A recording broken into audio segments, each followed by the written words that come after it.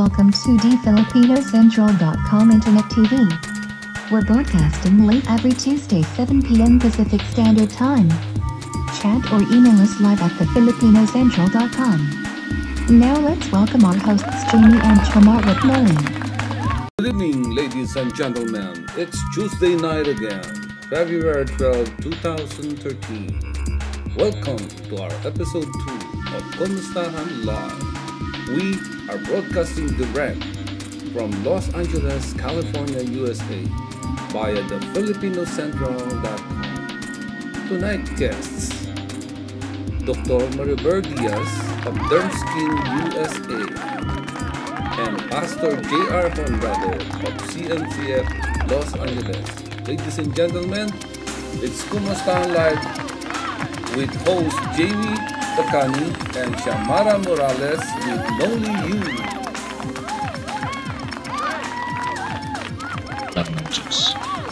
Yeah, tama. Hindi ka naman pwedeng mabuhay mag-isa na, di ba? Yep. Yeah. How about, how important is marriage? Kasi some people, they just choose to live together and they're not getting married anymore.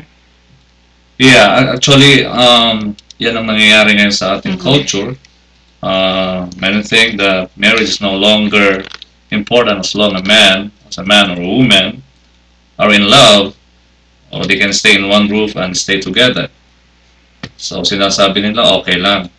But there is Bible doctrine about marriage na kailangan na bago magsama ang lalaki at babae, kailangan ng basbas ng kasal. Okay? Kaya kailangan niya to obey God's commandments. That's the first thing. Why do people get married? To obey God's commandments and for fellowship, for partnership, and to put Christ as Lord and King in the family. That's right, Pastor. Meron din tayong mga questions, how about relationship? There are questions about relationship, like they love each other, but some, like one of them, like example, the guy or the girl, they have another, they have third party. Ano naman po masasabi niyo doon? Ang masasabi ko doon, actually ang marriage is between men and women. Okay? Dalawa lang yan, lalaki at babae. When it comes to meron ng third party and sinasabi nila na they love each other, actually there is not a love, it is a lust. Malaking pagkakaiba yung love at sa lust. Dahil kung ang love ang sinasabi mo, ibig sabihin may meaning ang love sa Bible. Like the Bible said, charity suffers long and it is kind. And charity or love, sabi po ng Bible, is bear with all things. Kaya pag nagmamahal ka, nagkakaroon ka ng patience sa partner mo. Okay? Yan ang pinakamahalaga sa relationship is about love. Dahil kung wala kang love, napakahirap na mag-trust ang tao sa'yo. Oh yeah, that's right.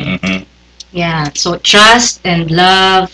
Yan. Baka naman po you have advices to those yung mga sa relationship. Lalo na po ngayon, Valentine's Day is coming on Thursday. Right? Yeah. Actually, meron akong nakita rito sa Bible, the keys to have a successful marriage. Una yan is about love. Paano natin maipapakita yung love sa ating partner sa pamamagitan niyan ng pagbibigay natin have a quality time, spend time with him or with her, with your spouse, with your partner. Dahil kung wala kang time sa kanya, hindi mo masasabing mahal mo siya. If you spell love, it's not L-O-V-E but T-I-M-E, time. Yeah. Yeah. Marami kasi nagsasabing mahal natin ang isa't isa, but if you don't have time enough or spend time with him, hindi madidevelop yung love na sinasabi po ng Bible. That's right. Yeah. Yeah, Pastor, I think we have a caller. We have a caller. Hello? Hi. Hello? Hello. Hello, who's calling? This is Michelle. Michelle. Hi, Michelle. You are calling from where? I'm calling from Las Vegas. Hi, Michelle. Las Vegas po tayo. Hello, Las Vegas. Hello. Welcome sa Kumustahan. Yes. Hi, Pastor. Michelle. Hi, Michelle. Hi. Okay, so what's your question, May Michelle? tanong Yeah. po ako. Some couples or some people enter marriages to start a family. Mm-hmm. Paano okay lang po ba kung let's say, ayoko po magka-partner, pero I want to have a baby? Let's say, considering artificial insemination or other stuff. Oh. Okay lang po ba yun? Or that's also... Parang you just wanna have a baby, parang kahit wala kang partner. Right? Ayaw niyang mag-commit Yeah, sa isang tao. sa motif. Yeah, actually a good question. Yung question mo na ang purpose mo lang is to have a baby. Actually, family yan kasi it's not only a baby, composed yan ng father, mother, and child or children. Kaya hindi rin family kung gusto mo lang ay karoon ka ng anak. Ba? Kailangan natin palagi para Kasi po based on friends and my own family, they end up in broken marriages, so I'd rather have no partner. Pero happy naman, you know, they end up in a broken family din naman. So, I Yeah. still want to have children of my own. Mhm. Maganda yung Masama po ba yun? maganda yung purpose mo na magkaroon ka ng anak. It is your desire. Okay? But when it comes to artificial insemination, na sinasabi natin dahil nasa age na tayo ng high technology na sinasabi, na actually pwede na silang mag-create ngayon ng kung ano-ano. Pero ang katuruan ng Biblia, ang Bible ang nagsasabi na mapuproduce lang talaga ang blessing from the Lord, like in Psalm 127 na ang bata ay regalo ng Diyos, pero manggagaling palagi yan sa lalaki at babae. Yeah. Yeah. I guess po. So, morality-wise, hindi naman siya masama, hindi recommended. Ganun. Yeah, hindi ko rin nire-recommenda, hindi ko rin sinasabi na napakasama ng isang taong gagawa ng yon. Pero ang magiging basis na lang natin palagi ng decision natin ay hindi sa ginagawa ito ng marami, nasa kultura na natin. Tandaan natin na pag ang basis natin palagi ay wala sa Word of God, may depektibo palagi yan. May problema in the future. Meron kang i-reap na consequence kung hindi in line sa Word of God ang decision na ating gagawin when it comes to our personal life. Yeah. So, Michelle, thank you so much for calling. Sana na tulungan ka namin, ha? Yeah, thank you from Las Vegas. Thank you so much. Okay, bye-bye. Follow up ko lang yung question, Pastor. Tulad nga yung sinasabi niya, how important it is to, yung marriage, gano'n ba ka-importante sa isang relasyon? Sa Ang isang marriage couple? ay napakahalaga dahil ordained niya ng Diyos. Actually, the first officiating minister is God Himself. Nang ikinasal niya si Adam at saka si Eve in the Garden of Eden. And after the marriage, the Bible said God blessed them. So the purpose of marriage is allowing God to bless your marriage. So without marriage, there is no blessing from the Lord. That is the main purpose ng marriage, para makuha natin yung basbas ng Diyos. Kaya napakahalaga ang marriage sa mag-asawahan. Like you said, na bibihira na ikinakasal as long as sila nagmamahalan, pero wala pa rin doon yung real meaning ng marriage na sinasabi ng Bible. Dahil kung mababasa natin ang Old Testament, ipinipreserve ng Diyos ang family. Pag siya ang nag-ordain ng isang family, ipinipreserve na yan para mag-save ng maraming nation. Like Noah, na-preserve yung nation before because of his family. God blessed him, sabi ng Bible. Kaya mahalaga ang marriage sa Panginoon. Dahil may basbas yun. Yeah. So, Pastor, paano po yung mga couples na end up getting divorced? Divorce or annulment. Yeah. Mm-hmm. Actually, may teaching about divorce also in the Bible. Like the Bible said in Matthew 9:19 verse 16, wherefore they are no longer twain or two, but one flesh. What therefore God hath joined together, let not man put asunder. Okay? Meaning, ayaw ng Diyos na maghiwalay ang mag-asawa. Yeah. Yeah. That's right. Ayaw ng Panginoon yan. Amen. Pero, Amen. mayroon Yeah. tayong kanya-kanya kasing desisyon sa buhay. At dumarating sa buhay natin na Hindi na natitest, nagkakasundo. Yeah. hindi na nagkakasundo, yun ang naghihiwalay na sinasabi ng Bible. But actually, in the book of Malachi, the Bible said, God hated putting away. Ayaw niya talaga naghihiwalay. Mhm. There's no such a perfect relationship. Wala tayong mababasang perfect na relationship. Lahat ng relationship ay matitest. Kaya pagdating sa problem sa marriage, hindi sagot yung separation. Hindi sagot yung divorce. Hindi sagot yung paghihiwalay.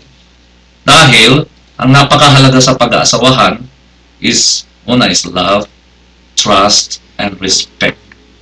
Pag wala yan sa isang tahanan, napakahirap na mabuo isang family. Love, trust, and respect. Sabi nga yes. po nila, LRT.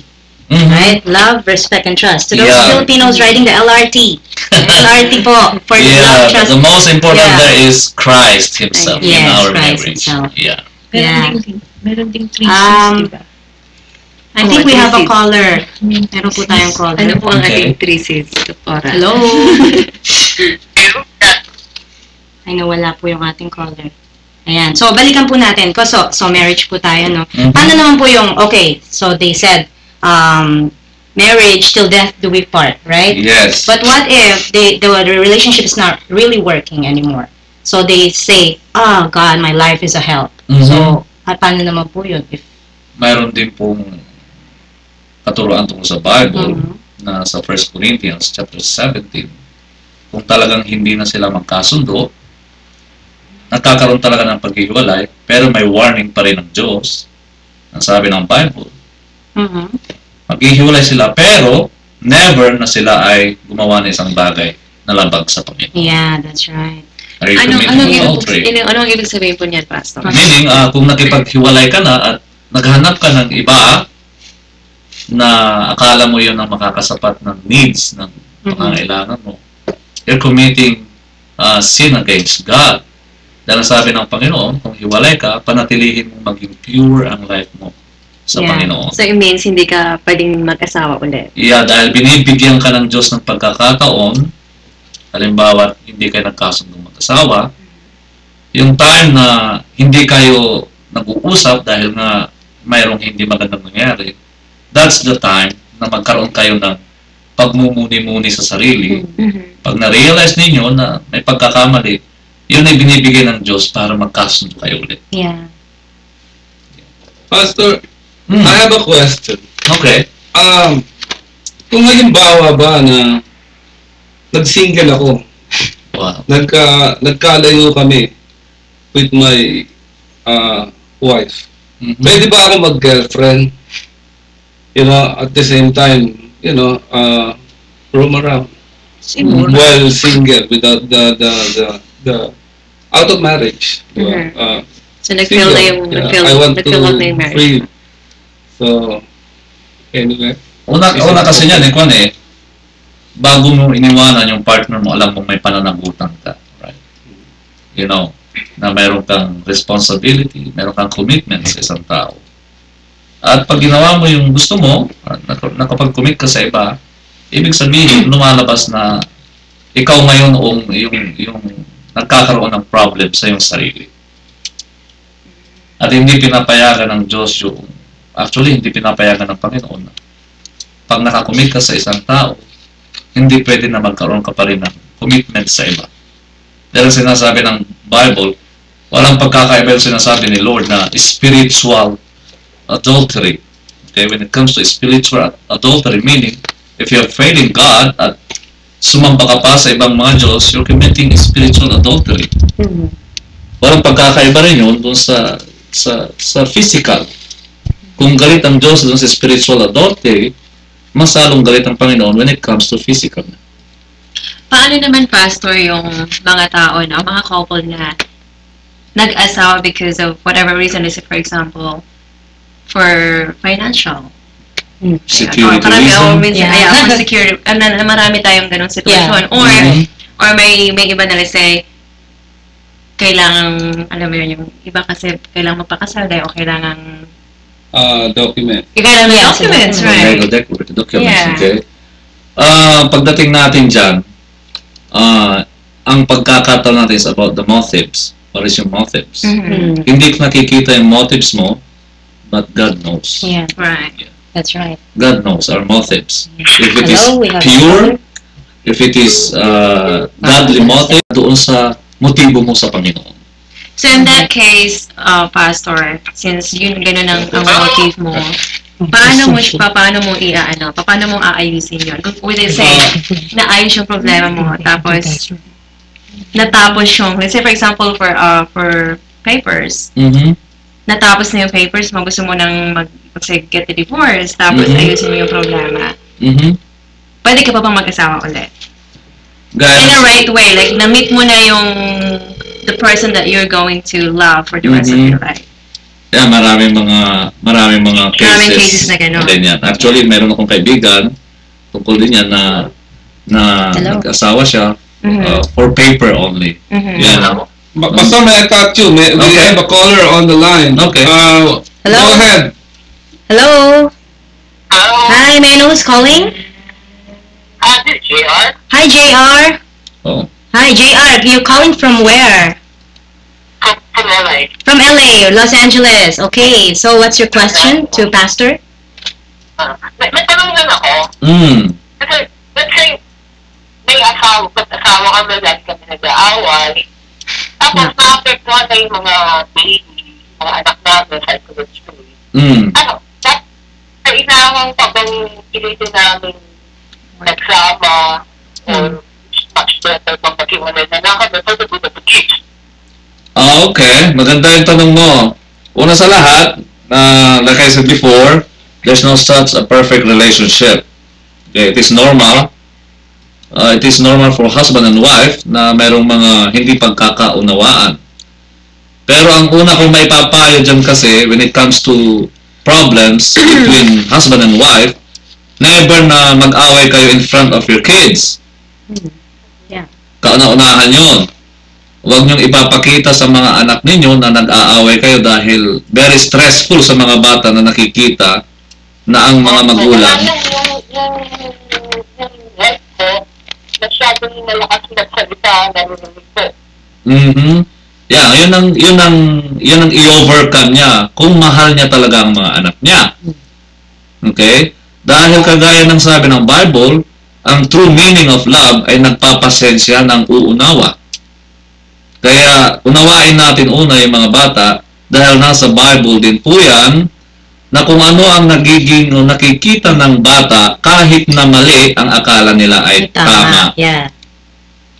Kaya una, isaalang-alang natin yung mga kids na when it comes to misunderstandings sa family or between husband and wife, never sana kayong mag-away in front of them.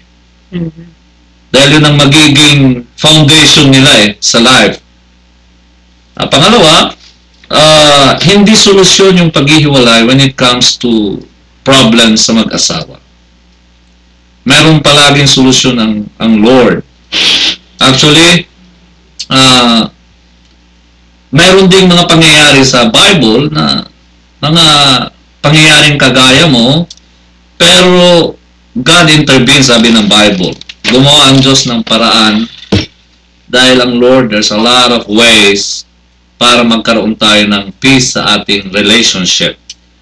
Ang isa dyan na dahilan kung bakit walang peace ang relationship ng mag-asawahan dahil una, wala silang tamang relationship sa Panginoon. Pag hindi mo maramdaman ang love ni Lord sa iyo, hindi ka pwedeng magbigay ng love sa iba kung wala kang love. Kaya una, tanggapin mo muna yung love ni Christ sa iyo, then pwede mong ibigay yun sa iba. Kaya nagkakaroon ng family problem, kagaya ni Adam and Eve, nagkaroon sila ng problem. Before, ang sabi ng Panginoon sa kanila, pinalaya sila sa Garden of Eden.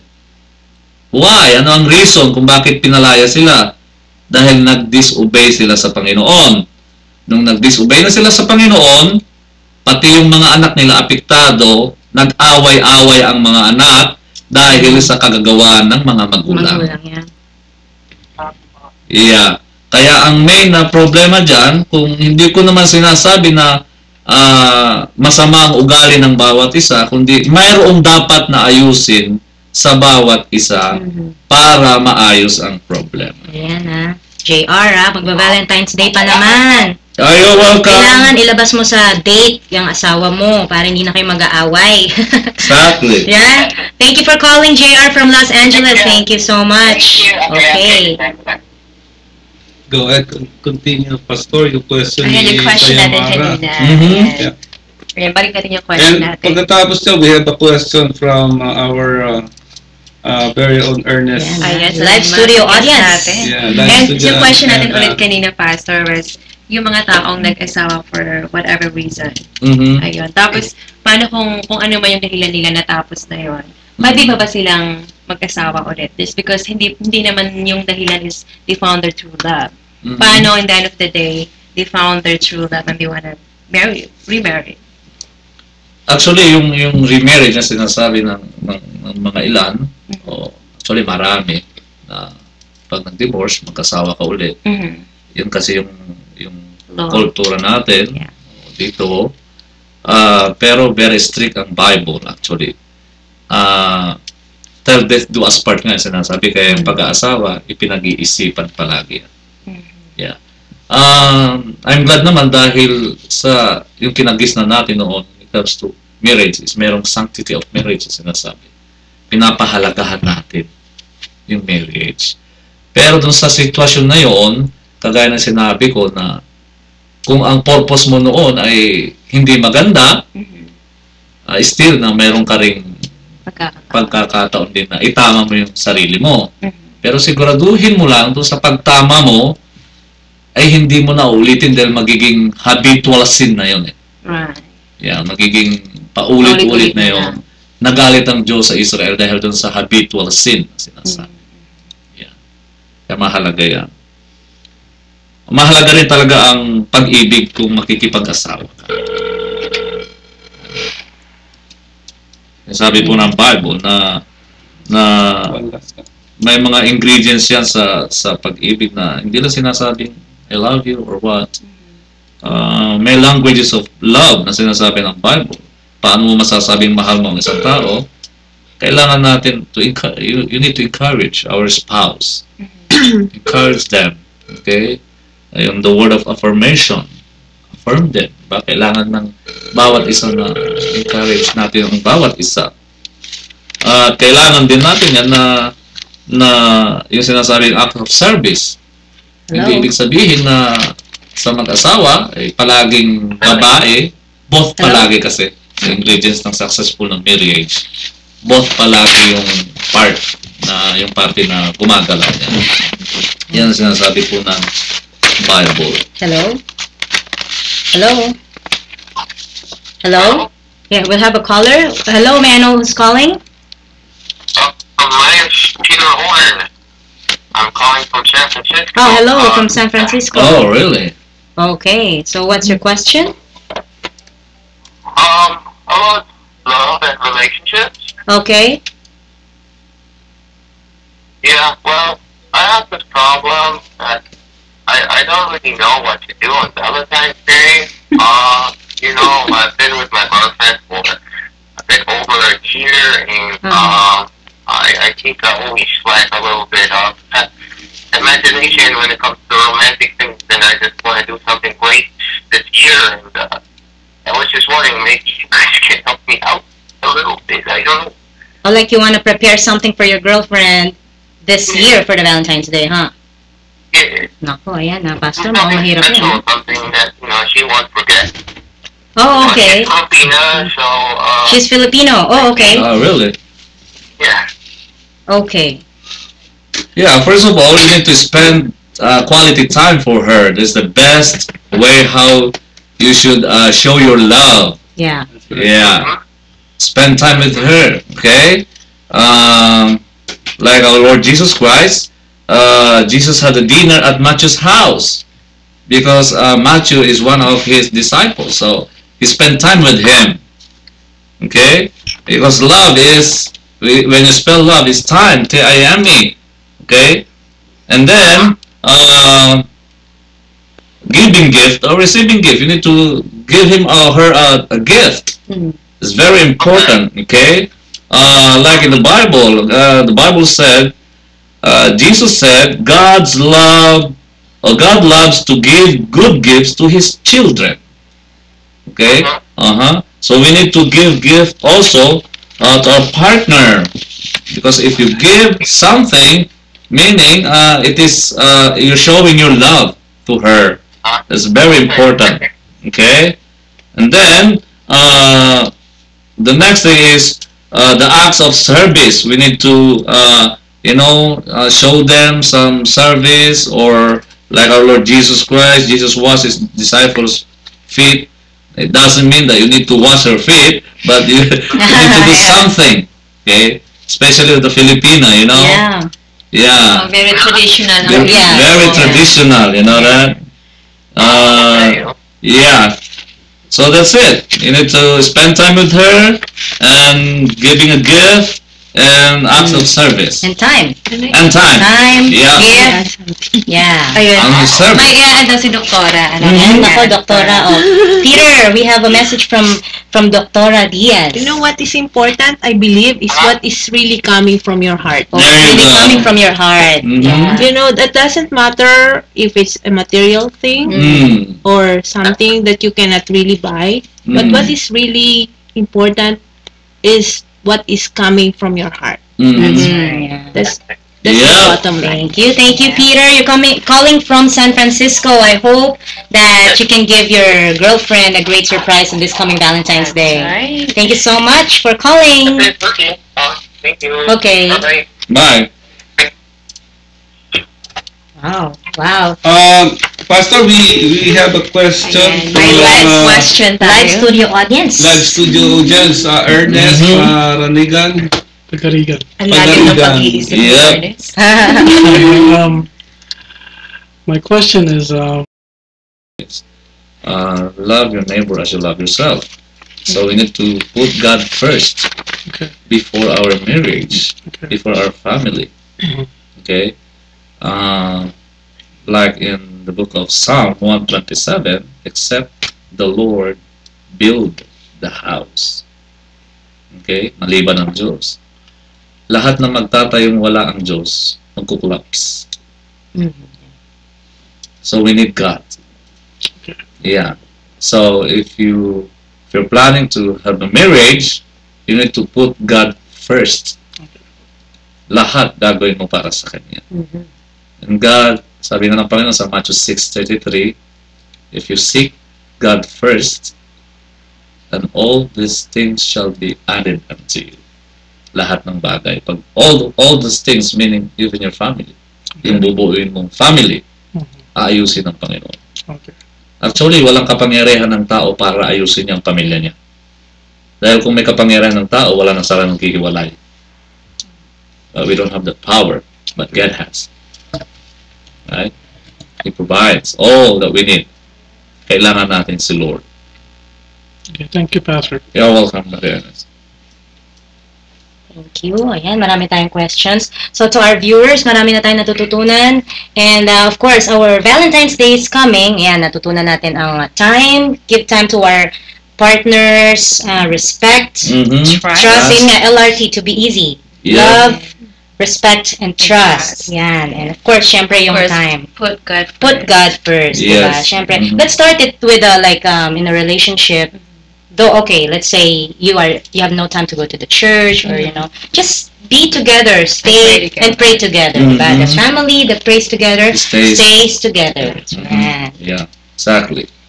Yan. Yeah. So, Pastor, baka po meron kayong mga message para sa ating mga viewers Last tonight. message na po para Yes. sa ating mga... Actually, ang message ko is about the 5 stages of marriage. Usually, ito yung nagiging problema na karamihan na natatapos sa paghihiwalay. Nais ko lang na isabihin ito na yung first stage marriage is about yung honeymoon stage. Ibig sabihin, pag honeymoon stage is kahit ano yung nakikita mo sa partner mo, it's okay.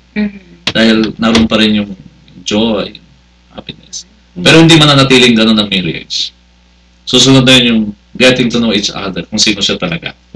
Lalabas na yung dati puti, mangingitim ng konti. Right? Pero that is a part of your marriage. Okay? And then the third one is starting hurting each other na. With word. Diba? Dahil may nakikita ng negative, kaya magsasalita kami ng negative. Then, after that, the fourth one is retaliation. Kakaroon na ng kwan.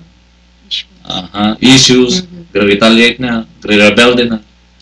Ang pinakamahirap yung after that, kung hindi mo na-overcome yung retaliation, darating yung separation. But, hindi ko sinasabi na darating ka dun sa separation. Pag dumating na sa time, ang relationship ay nasa retaliation na, balik ka ulit sa honeymoon stage. Yeah. Isipin mo yung mga magagandang nangyari sa nakaraan. Doon muli mabubuo na kailangan natin ng bawat isa. That's right. Remember that our life is about relationship. Okay? So, pag dumating na yung retaliation, kailangan na natin ibalik ulit sa honeymoon stage. Para babalik ulit yung magandang pagsasamahan ng mag-asawa.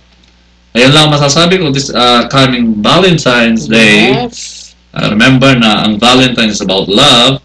And remember also that love loves us so much that He gave His only begotten Son, so whoever believe in Him should not perish, but have everlasting life. Amen. Amen. So, ladies and gentlemen, you can call Pastor JR at 323-327-6386 CNCF Los Angeles. Thank you, Rolly. You can reach Pastor at that number and invite them, Pastor, for your Sunday Yeah, service. we have a Sunday service at 401 East Colorado Avenue or Boulevard, Glendale, California. And look for Patriot Hall. And our service will start at 9:45 in the morning. Thank you very much, Thank you so Pastor. much. You're welcome. Thank you so much for having me.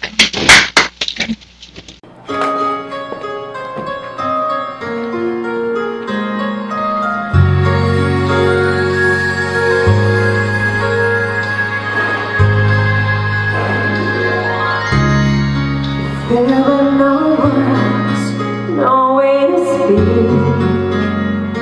I would still hear you. If there were no tears, no way to feel this. I still feel for you. And even if the sun refused to shine, even if romance were not around, you would still have mine until the end of time. You're all I need, my love, my Valentine.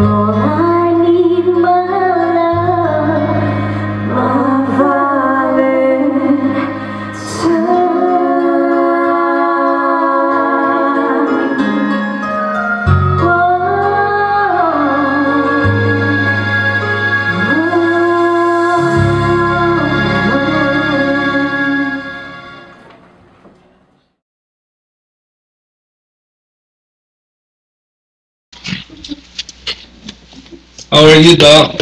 How are you doing? We're glad that you're here.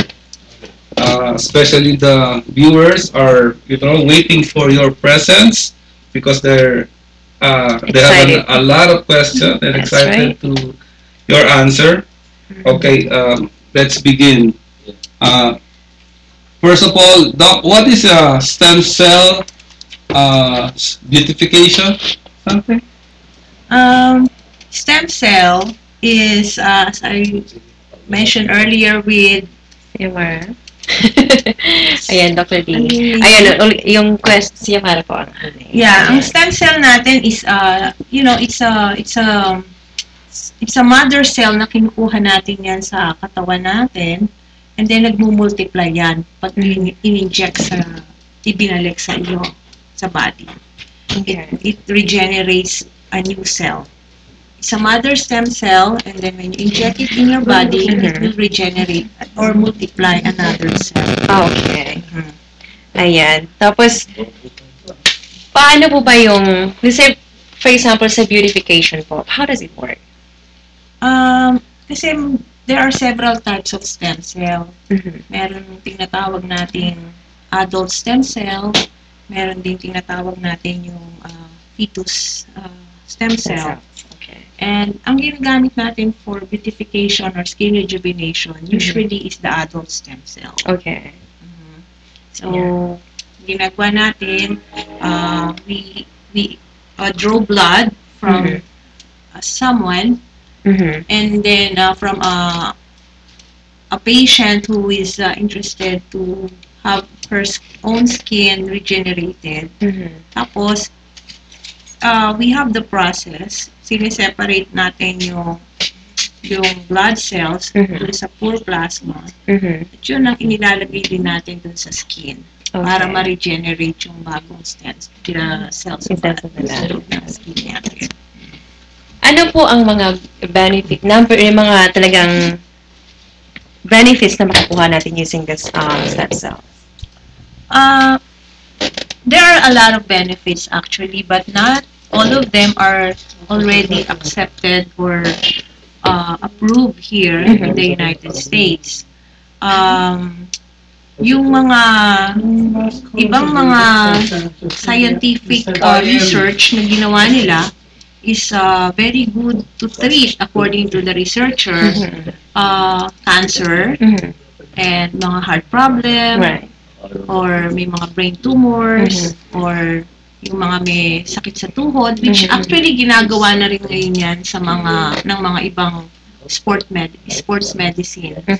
No? Pero hindi pa talaga siya approved dito sa US. No, there are like a lot of sports medicine here in the United States are already doing that. Yung in terms of yung mga osteoarthritis. Okay. At saka sa skin rejuvenation, ginagawa na rin natin. Pero yung ibang mga treatments using stem cell procedure, hindi pa natin yan nagagawa, na-prove. Talaga, ini-implement dito sa States. Okay. Ayan. Using this product, Doc, kailan bang, do you have to go through a surgical procedure? No, there is no surgical procedure. Actually, madali lang ang procedure na to. Yung mga tao na ayaw nila ng facelift by surgery, pwede nilang gawin to. Yung may mga tao naman, may mga kababaihan na ayaw nilang magpa-botox or magpa-filler, this is also an alternative way to make them look younger. Oh, very interesting. Ito naman, tinatanong, syempre maraming nagtatanong, magkano ba itong procedure na to? Merong isang procedure na mura lang. Yun yung tinatawag nilang stamping, stem cells, pero ini-stamp lang talaga siya. And that kind of stem cell is taken from parang kinloan cells from a fetus, tapos ini-stamp nila yon. Meron naman yung tinatawag nating PRP or platelet-rich plasma. Yun yung magdodraw ng blood dun sa pasyente. Tapos, ilalagay yun sa centrifuge, ispin namin yon, and then isi-separate namin yung poor plasma dun sa blood cells. Ngayon, yun ngayon ang ibabalik namin dun sa skin. Panibagong kubaw. Oo. Ang presyo niyan is, right now, it's ranging from $1,500 to $2,000. But you don't have to do that every 3 months. Unlike yung mga Botox. You have to do it every 3 months. May session. Oo. That's And then, mamaya, babalik na naman yung mga wrinkles mo, yung mga crow's feet. Pero pagka ito, nag-work. It will last for about a year. Or more than a That's year. worth it, Or sometimes 2 years. Depende rin sa tao. We give supplements. Yeah, we give supplements to our patients on how to make them maintain yung kanilang health. Right. Not only sa kanilang skin, but of course inside their body. That's right. Doc, I have a question. When you say fetus, can you explain it? Fetus, you're gonna get the stem cell through fetus. So it means they should wait for a fetus to come out and then get stem cell and then inject it to you or something? No. Kasi yan, usually yung ginagawa nila, yung umbilical cord ng baby. Okay. Dun kinukuha yung stem cell. So, pero may mga moral issues na sa bagay na yan. So, may mga tao na they don't like that. Hindi nila... May I get you from the Doc, yung fetus na yun, the umbilical cord, they have to get the stem cell from the umbilical cord and then they can inject it to any person other than the fetus? No. Usually, yung mga fetus stem cell na tinatawag, there is a particular characteristic ng body na dun lang natin ginukuha. Like, for example, yung muscles. The muscles of the tissue of the fetus, yun yung i-inject mo rin sa muscles. Hindi lang basta So, from that fetus to another person. Is that alright? Oh, okay. Yeah. Merong bago ngayon na scientific research na ginawa ng isang doctor na kinlone niya yung mismong cells na galing sa fetus. Tapos yung kinlone na niya yun nga yung kinlone, yun ang ginagamit ngayon na i-stamp ngayon sa skin ng mga tao. Okay. Talking about fetus, Doc, syempre gustong malaman nila, hindi ba naapektuhan yung fetus, of course, pag nag-check ka ng stem cells? Kasi ganito yan eh. Ang stem cells that derive from adult tissue or from umbilical cord blood, usually, it involves an extraction from human embryo. So, ang moral issue dito is yung source ng stem cells na napopossess dun sa embryo. And hindi pa lumalabas yung baby, kinukuha mo na. So, medyo may controversy pa yung issues na yan. Very sensitive pa yan. Very delicate pa yan. Yung topic na yan ngayon. So another question, Doc. When you say 1,500 per injection, that will last 3 months only? No, it will last for a year or more. Oh, okay. It depends on the person. May mga tao na, hindi naman nag-aalaga ng katawan nila, puyat sila ng puyat, hindi sila umiinom ng tamang supplements, they don't eat right. So, yung growth factor, hindi rin syempre natutulungan ng pag-multiply ng growth ng cells sa body nila or sa skin. Right. But there's a new way nga, as I was saying, the platelet-rich plasma, it is very good kasi it's a good procedure dahil sarili mong blood, yung ilalagay din sa iyo. It's not gonna be a foreign body na kinuhang sa ibang tao. Ayan, we have a caller, Doc. Let's see. Hello? Yeah? Hi, our first caller. What's your name? Catherine? Hi, Catherine. And do you have any questions for Dr. Actually, yes. I just wanted to know regarding stem cell procedure. Go ahead. How many sessions do I need? First, I'd like to know how old are you, Catherine? I'm 29. Okay. Normally, PRP or platelet-rich plasma is done only once. And then we have to see you again after a month to see how your own cell has regenerated its own cells. So we don't repeat the procedure after 3 or 4 months. Only if you are not happy and not satisfied yet with the first treatment, because we have to wait for a certain period of time, for at least 3 months, before we will be able to see the actual results of the procedure of the PRP which we did on you. Okay, and also I wanted to know how much is the stem cell procedure? For PRP, it's about $1,500 to $2,000. And for stamping, that's around $500 to $600. But that should be, that will not last as compared to PRP. Okay, thank you. You're very welcome. Thank you, Catherine. Bye, thank you. Bye. Ayan.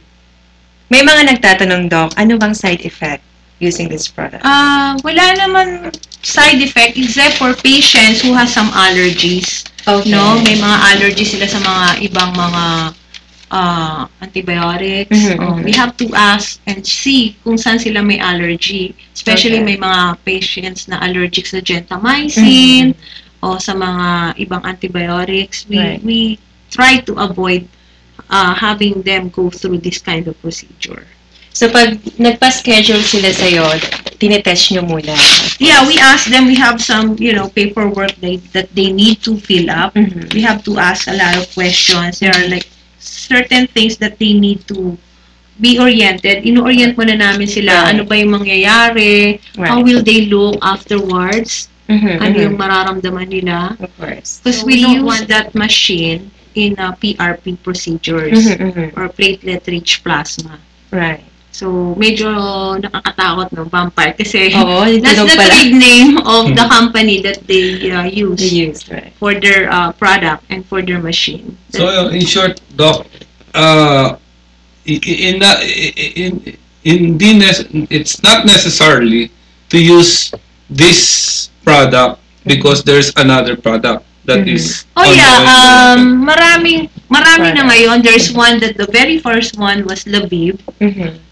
It's also another brand for PRP procedures. There is also another brand which is Vampire. Right. So there's one more which is they call it Harvest. And as we, marami nang lumalabas and mga affordable din naman. So all of these products are having the same purpose. Yes. Yeah. So guys, for as long as it serves the purpose, that's right. Go for it. Tsaka as long as there's no surgical procedure, mag-go ako dyan, bossy. Yeah. And of course, marami nagtatanong this, of course, ano bang difference ng Botox to stem cells? Yeah, ang Botox nga, there is a short name for botulinous toxicity. And so when you say botulinous, that's botulism, and it's a poison. And that Botox is used to inject on the crow's feet area and on the forehead area to minimize wrinkles or lines. Right. And that would last for about 2 to 3 months. May sessions talaga. And like, compare sa stem cells, one time lang. Ang stem cell naman, one time lang. One time lang. Kung talagang maganda ang procedure, yung pagkakagawa sa skin ng tao, ng pasyente, naglala siya for a year or more. Maganda talaga ang result pagka stem cell. Ayan.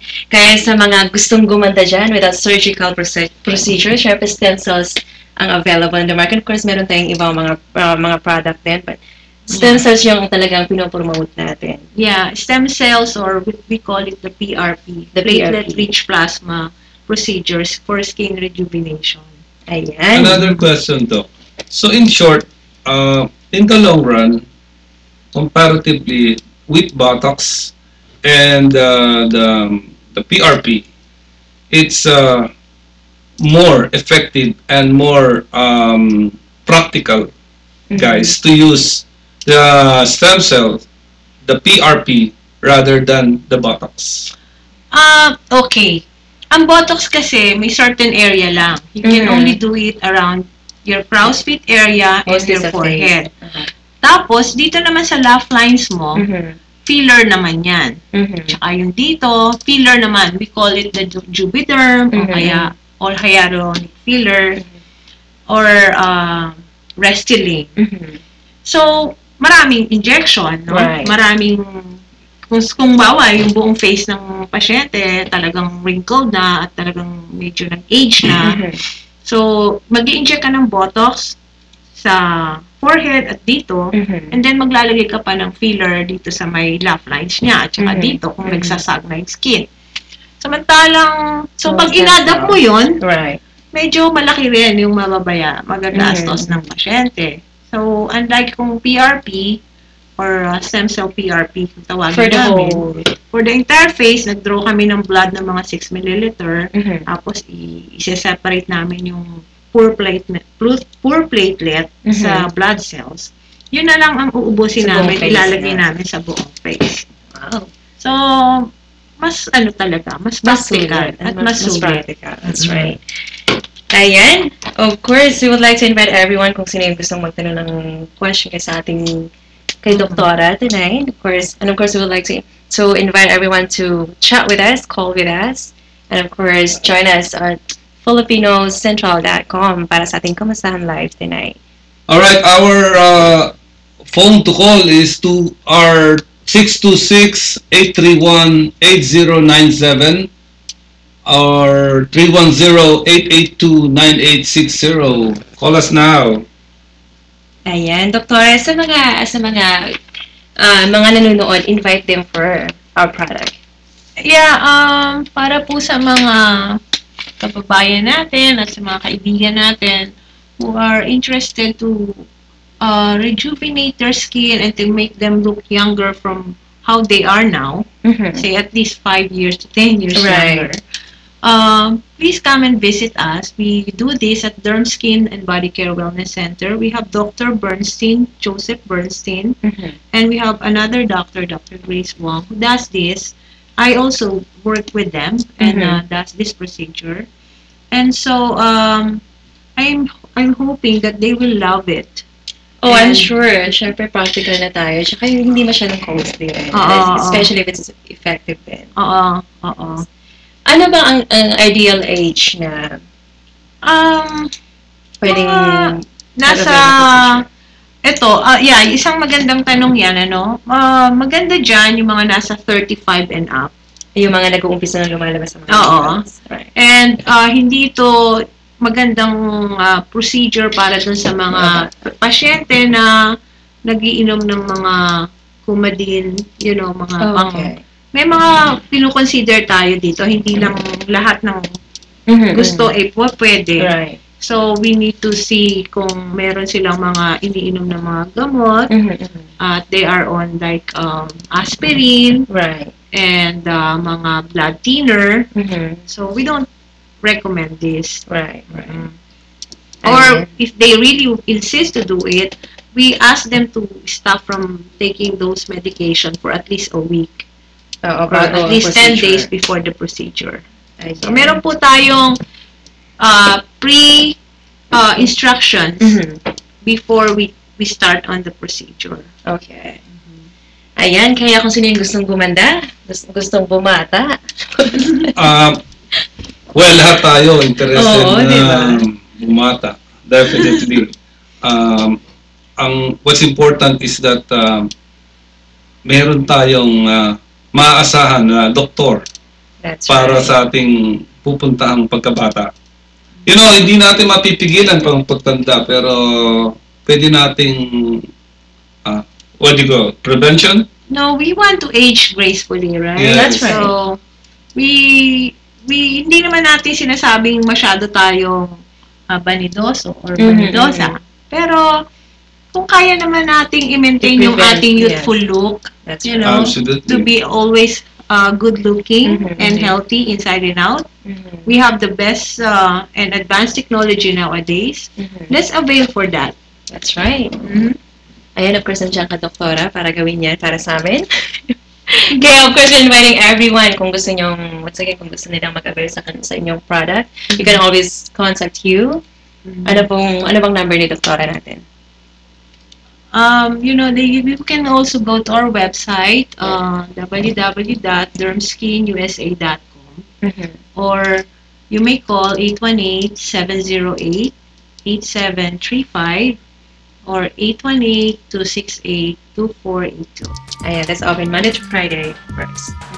Ayan, of course, we would like to say thank you so much, Doktora, for being here tonight. Thank you Kamustahan Live. for inviting me. Ayan, we're honored to have you here tonight. Stay beautiful and stay healthy. Ayan. Thank you so much, everyone. Sa mga nag-tune in, thank you so much. And of course, we would like to thank you, Boss Nolly. Thank you very much. Thank you very much, Dr. Mariver Diaz of Derm Skin USA. You got the number, the phone number right there. Again, that's the number to call in. 818-268-2782 or 818-708-8735. And of course, sa inyong website. 2482. Okay. And of course, yung website. The website is Derm Skin USA. Thank you so much, everyone. Thank you very much for coming. We'll see you again next Tuesday for Kumustahan Live. Only FilipinoCentral.com. FilipinoCentral.com. Kumustahan Live. We'll be back to next week. Yeah, February 19. Ayan, February 19. 7 7 p.m. p.m. Kumustahan Live. Broadcasting via the FilipinoCentral.com. Once again, this is Noli Yu This is Yamar Morales and Dr. Mariver Diaz saying good night and Good have night. a great God bless evening. everyone, of course. God bless Advance everyone. Happy Valentine's to everyone. Happy Valentine's. Happy Valentine's.